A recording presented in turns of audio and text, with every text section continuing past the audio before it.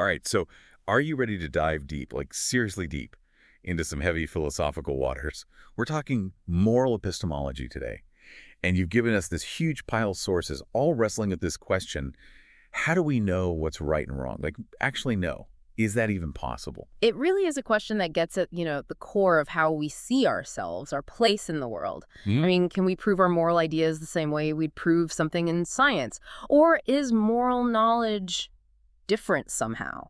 And your sources, they jump right into all that cultural clashes, what makes a moral fact, the whole thing. And we're kicking things off with something that's probably, I bet, familiar to anyone who's ever had like a real argument about ethics. This sociological puzzle, as they call it, of moral disagreement. I mean, we all know people disagree about what's right, what's wrong, even when they seem to have the same facts in front of them. Cultures clash, everyone's yelling, and it's like, are we even speaking the same language? Does that mean it's all just personal taste? Like you like blue, I like red, Yeah. end of story? Yeah, it's really tempting to go there, isn't it? Just say everyone's got their own truth. But just because people disagree doesn't mean there isn't an answer, right? Think of it this way. You could have folks arguing over how to solve some tough equation, but that doesn't mean there isn't a right answer out there. Philosophers have this idea of inference to the best explanation. It's kind of being a detective, right? You examine the evidence, all the different arguments people are making, their points of view, and you try to figure out which explanation fits best with all of it.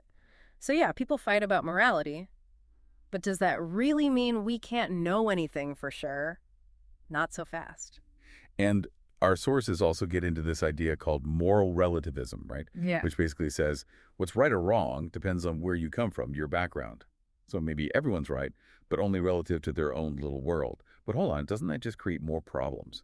Logically, I mean. On the surface, moral relativism, it seems like a nice way to avoid fights. Like, everyone just do your thing, no judgment. But then you run smack into some big philosophical walls. Classic example. Veiling of women. Some cultures, it's seen as morally right. Others, it's seen as oppressive and wrong. So if we say both sides are right, but just in their own context, aren't we basically saying they're not really disagreeing at all? Like they're just talking about different things. Yeah. And that doesn't feel right, does it? Like it misses the point of the conflict entirely. It's like they're speaking different languages, but it's clear they're both talking about the same issue. And there's this real clash of values happening. Right, exactly. Which leads us to this important question. If it's not just culture, what else is going on here? Why these disagreements? Could it be we're actually arguing about different things that just seem moral? Like maybe we disagree about the facts or how to interpret them or even which values we should prioritize when we make a judgment. It's messy. It's like two people looking at like an abstract painting, right? Hmm. They see the same color shapes, but what they take away from it, their gut reaction, could be totally different. Now, our sources also go into this fascinating link between like morality and what makes us act. David Hume, one of the philosophers we're looking at, he had some strong thoughts on this. He said that morals, they kind of force us to act a certain way, but Yeah. can facts really do that? He's got this famous line, I might butcher it, but it's basically like, it's not crazy to prefer the whole world getting destroyed over you just scratching your finger. Oh, yeah. Hume's argument is a classic. And that quote, it really nails the point, doesn't it? He's saying, hey, wait a minute. Moral judgments aren't just beliefs about facts, because if they were, why would they have this power to make us do stuff? Sometimes even against our own interests. To break it down simply, Hume's saying, if morals are just beliefs, and beliefs alone can't make you act, then morals can't be just beliefs. Okay, so what is making us do those good or bad things then? Is Hume saying emotions are calling the shots when it comes to morality? Well, Hume's work, it kicked off this whole debate between two camps, internalists and externalists. The internalists, they say that the drive to act is built into moral judgments. Like, it's a package deal. You can't say, this is wrong, without also feeling some aversion to doing it. For them, the motivation and the judgment, they're inseparable. That makes sense. But what about those people, you know the type, who say one thing and do another? Like, they're all about ethics, but then their actions, not so much. Yeah, the hypocrisy factor. That's a classic counterpoint. Philosophers like to use the utilitarian who doesn't care example. So imagine someone who totally gets utilitarianism, like intellectually they're on board with maximizing happiness for everyone, but they just don't feel any urge to actually do it. It's like their heart isn't in it. And that throws a wrench into the internalist idea that a moral judgment equals automatic action. Okay, so that's where the externalists come in. How do they connect morality and actually doing stuff? Right, so for them, the push to act morally, it's not like built into the judgment itself. They say it's learned, you Yeah. know? shaped by how you were raised, social stuff, all that. Think about how kids learn about right and wrong. It's not some logic puzzle, right? Mhm. It's all about feeling good when you get praised, bad when you're punished. We're taught to react to certain actions in certain ways, and those feelings then end up guiding how we behave. So it's like we're building this moral compass over time, Yeah. but it's based on, like, the emotional landscape we grew up in. Right. Interesting. But hey, our sources, they don't stop there. They take us even deeper down the rabbit hole asking, do moral facts even exist? Now that's getting meta, right? Oh, yeah. That question has kept philosophers busy for like forever. I mean, how can you know something if you're not even sure it's a real thing? It's like trying to find something on a map that might not even be on there. So your sources lay out three main contenders for what moral facts could be based on: the natural world, the non-natural, and good old theological stuff. Okay, a lot to unpack there. Let's start with the God angle. Is morality ultimately about what God wants, his commands? That's been a popular idea for sure. Problem is, you run into this thing called the Euthyphro dilemma. So is something good because God commands it, or does God command it because it's already good? If it's the first one, then God's will seems totally random, like flipping a coin for right and wrong. But if it's the second one, then, well, we're back to where we started. What makes something good in the first place, aside from God? Turns out, divine authority doesn't solve everything. Mhm. So maybe God's not the answer here. What about those non-natural facts? What are they, and how do they fit into this whole morality puzzle? Yeah, the non-natural stuff, it's a bit trickier. It's not supernatural like ghosts and stuff, but it's also not part of the world science studies, the stuff you can measure. It's like saying there's this realm of moral truths. You can't see them, touch them, but somehow you just know them intuitively. Like some kind of moral sixth sense. Yeah, exactly. And philosophers talk about this as a priori knowledge stuff, without needing experience to prove it. Like, think about math. 2 plus 2 equals 4. You don't got to go experiment to prove that. It just is. Some folks think moral knowledge works the same way. We just see these moral truths. Were there any famous philosophers who actually believed that? Oh, yeah, big names. Yeah. Henry Sidgwick, for example, he was all about utilitarianism, thought we could just grasp that idea of maximizing happiness, like it was a basic moral truth. And then there's Immanuel Kant, deontology guy, all about treating others as ends in themselves, never just using them. That was his a priori principle. So for them, morality boils down to these like fundamental principles that are just self-evident. But hold on, real life is messy, Yeah. right? Do these grand principles really cover every sticky situation we run into? Good point. And that leads us to a different view called moral particularism. This one says that we get a sense of right and wrong for specific actions without needing some big overarching rule. It's about looking at each situation, all the little details, the relationships involved, and then you kind of have a direct moral sense of what's the right move in that case. But doesn't that make moral knowledge super subjective? If everyone's just going with their gut, how can we ever agree? That's one of the main criticisms thrown at intuitionism, yeah.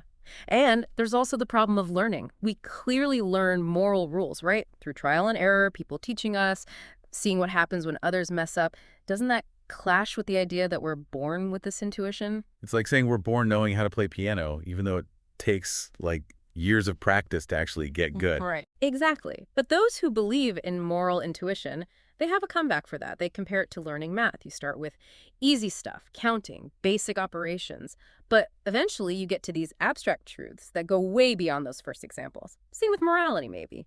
We learn through concrete stuff, but then develop this intuition for deeper truths that go beyond those specific situations. So, like, we're training our moral intuition moving from this simple stuff to bigger principles. Okay, but even if we buy that, there are still those who think moral knowledge is possible, but not through this special intuition. What about them? Right, and that brings us to moral naturalism, which grounds moral knowledge in the material world, no separate mystical stuff. For naturalists, morality is just part of the natural world, like gravity or trees growing. So no need for that moral sixth sense. It's all about observing, studying the world around us. Precisely. But there are actually two main flavors of moral naturalism. The first one says that moral properties are identical to complex natural properties, stuff you could describe with science, like that classic utilitarian idea. Right actions lead to the most happiness, and happiness can, at least in theory, be measured by pleasure and pain.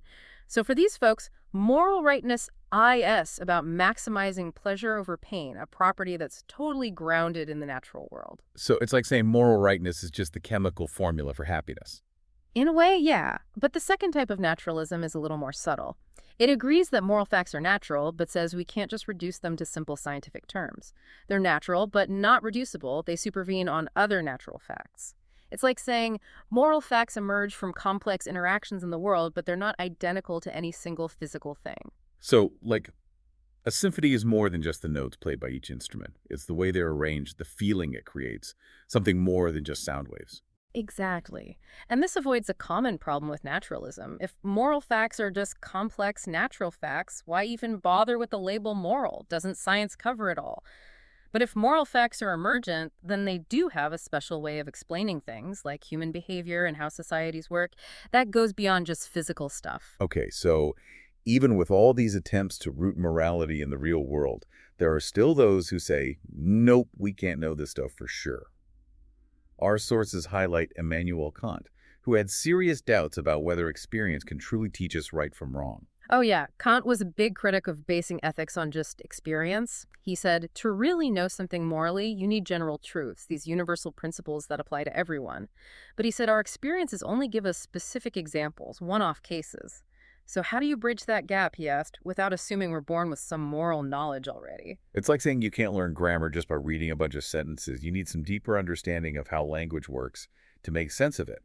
Right. Kant's saying there's a limit to basing moral knowledge on just what we see. But some philosophers push back on that. They say, hey, modern science doesn't just go around making simple generalizations from what it observes.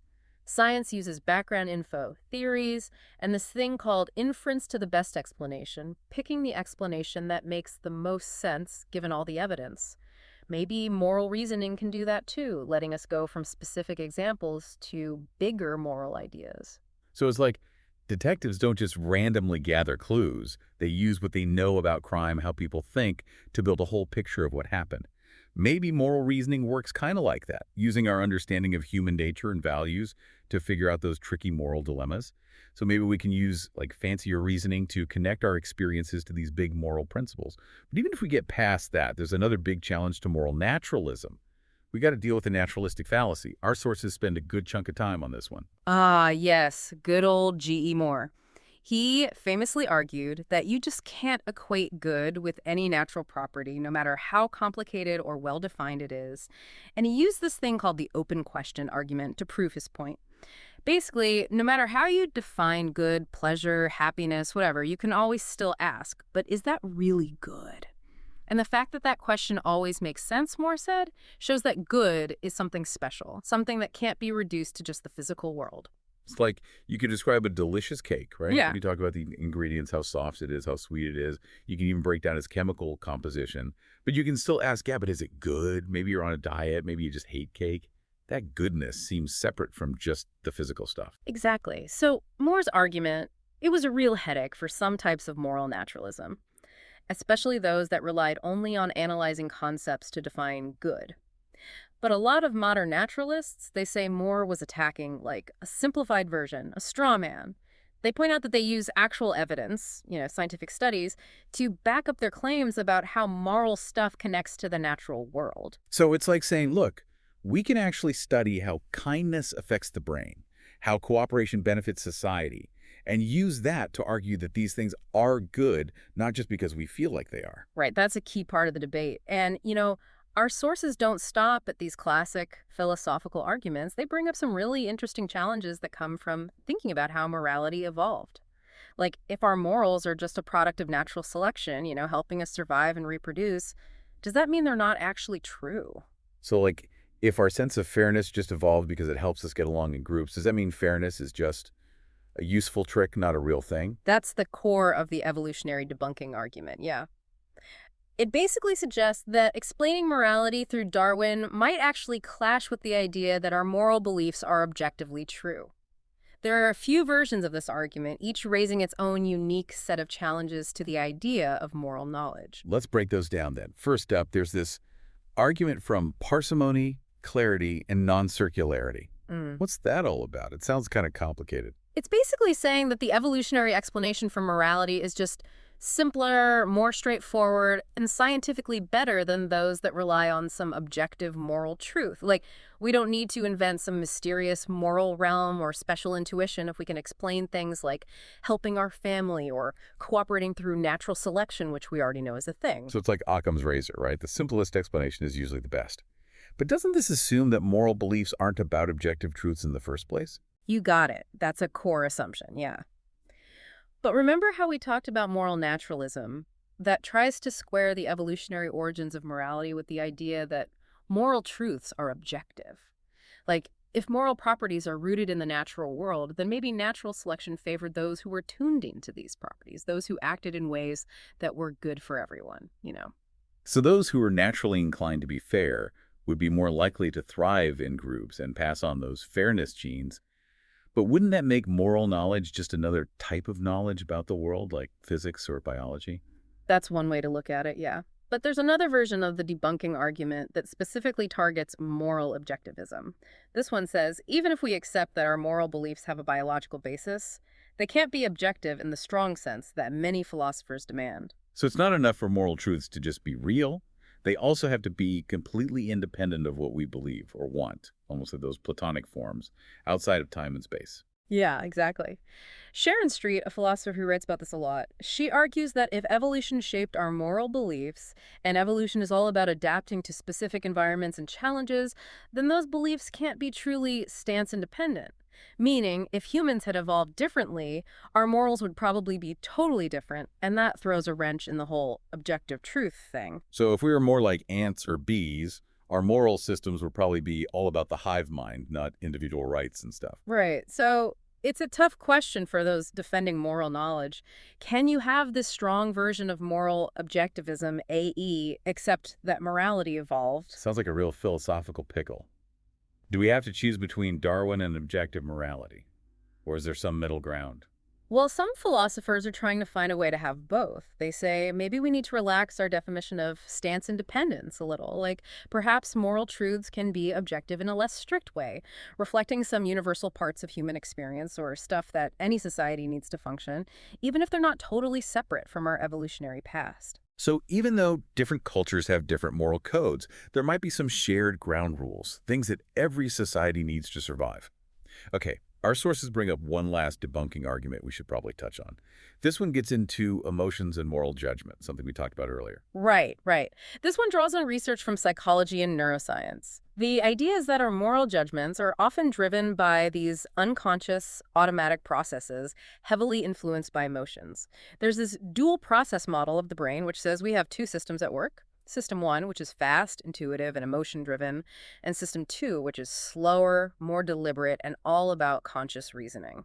So we've got two internal moral compasses, one that's all gut feeling and the other that's more about thinking things through. That's the idea. And the argument is that because System 1, the emotional one, is older, evolutionarily speaking, and less rational, it can't be a reliable source of moral knowledge. This casts doubt on judgments made through intuition or strong feelings, especially those linked to deontological ethics, which is all about duties and rights. It's like our gut reactions to moral stuff might be outdated, leftovers from our caveman days that don't really apply anymore. Yeah, that's the gist of it. But new research is showing that this sharp line between emotion and reason might not be so clear-cut. Studies are finding that emotions are important for all kinds of decision-making, even those involving complex thought processes. Think about it. Our emotions tell us what we value, what's important to us. Without that input, our reasoning would be cold, detached, and not very good at guiding our actions. It'd be like trying to navigate a city without a map or any idea where you want to go. You could plan the most efficient route, but without a sense of direction, you're totally lost. Perfect analogy. And emotions, they can be pretty complex and sophisticated. They reflect our experiences, our moral learning, even our unconscious understanding of how people work. To just dismiss them as irrational impulses, that's missing the whole picture. It's like saying a great artist is just randomly splashing paint on a canvas. There's skill there, intention, a deep understanding of color and composition. Exactly. What's important here is that even though emotions play a role in moral judgments, that doesn't automatically mean they're not a source of knowledge. Actually, they might be crucial for figuring out the messy world of morality, especially when we need to make quick decisions based on our gut. So it's not about picking sides, reason versus emotion. It's about understanding how they work together, how each one contributes to a more complete understanding of morality. Couldn't have said it better myself. So as we wrap up this deep dive, there's one last thought-provoking question to leave you with. If moral knowledge is possible, is it something we each figure out on our own through solo thinking and introspection? Or is it more of a social thing? It makes me think that maybe morality is less like solving an equation and more like, I don't know, a group of people making music together. Each person brings their own instrument, their own voice, and it all comes together to make this, like, harmony. Oh, I love that. There's a growing area of philosophy called social epistemology that focuses on just that, the communal nature of knowledge. Think about how we form our beliefs, even about everyday stuff. We trust what others tell us. We argue and discuss. We learn from experts. Knowledge, in this view, is less about being absolutely certain and more about having good reasons to believe something, reasons that are accepted within a group of people seeking truth. So it's like even scientists, they don't just work alone in a lab. They share their work, they debate, they build upon each other's ideas to create this, like, shared understanding. Exactly. And this social aspect might be even more important for moral knowledge. After all, morality is all about how we live together, relate to each other, how we create a just and good society. It's hard to imagine doing that without some shared understanding of right and wrong, a moral framework that's been tested and refined through conversation, disagreement, and collective experience. It's kind of like language, right? We don't just make up our own language. We inherit it, we change it, we use it to connect with each other. Maybe morality works the same way. It's a shared legacy that we're constantly reworking and reinterpreting together. That's a deep thought. And it leads us to one final, really challenging question to ponder. If moral knowledge is this collaborative, ever-changing thing, what does that mean for each of us? What's our individual responsibility to seek truth, to fight injustice, to make the world a better place? Something to keep those philosophical wheels turning. Thanks for joining us for this deep dive. Until next time, keep questioning, keep searching, and keep those philosophical conversations going.